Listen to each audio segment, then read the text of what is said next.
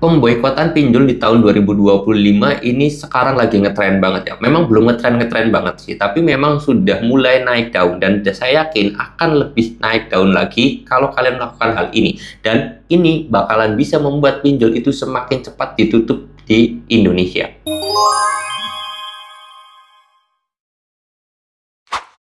Assalamualaikum warahmatullahi wabarakatuh teman-teman semuanya. Pada kesempatan video kali ini saya ingin membahas tentang pemboikotan yang namanya pinjaman online tahun 2025.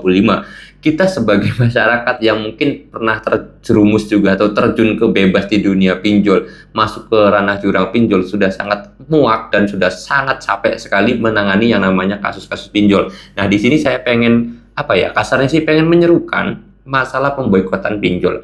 Pemboikotan pinjol ini karena didukung rasa keselnya saya, rasa emosinya saya, dan juga rasa prihatinnya saya pada teman-teman semuanya yang tidak mendapatkan perlakuan yang tidak adil. Kasarnya kita hutangnya sekian, terus kemudian ditagih sekian, sistemnya kita udah harus bayar, terus kemudian kita dicaci maki, diejek, diancam, diintimidasi, dan yang lain sebagainya. Itu yang membuat saya prihatin. Oleh sebab itu, saya sendiri pengen menyerukan segera melakukan pemboikatan pinjol ini. Dengan cara apa?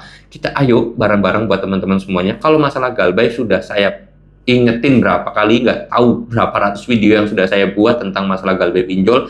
Terus kemudian yang pengen saya tekankan di video kali ini adalah tentang masalah viralin. Diviralin banyaknya kasus yang memang terjadi di dunia pinjol yang melanggar aturan. Dan ini ayo bareng-bareng kita viralkan, ayo kita repost, ayo kita bantu posting ketika ada kejanggalan-kejanggalan di pinjol ini. Kayak contoh, mungkin teman-teman semuanya itu pernah ditagih, terus kemudian ada ancaman, ada teror, ada intimidasi, ada ditakut-takutin, mau diancam mau ke rumah, dibunuh, dan yang lain sebagainya. Segera screenshot lalu kemudian posting. Bang, tapi di situ tersebut nggak nyebutin nama aplikasinya, nggak jadi masalah teman-teman ya.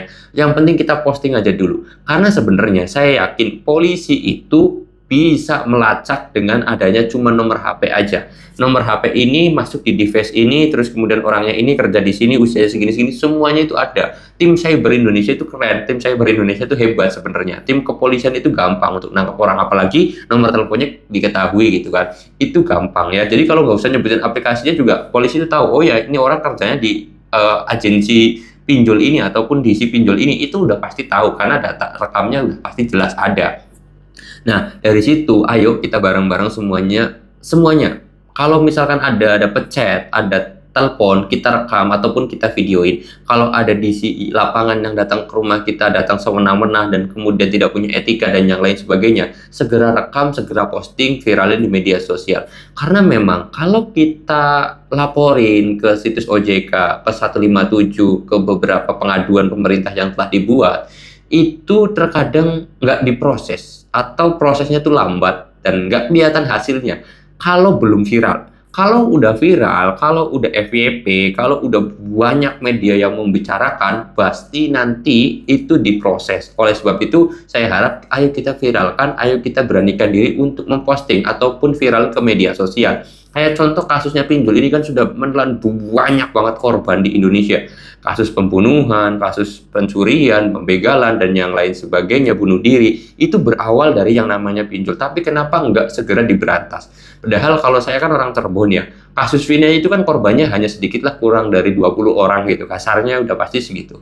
Tapi viralnya luar biasa viral. Kenapa? Karena banyak media yang ngepost atau banyak yang viralin atau kasusnya itu viral, akhirnya banyak yang bergerak.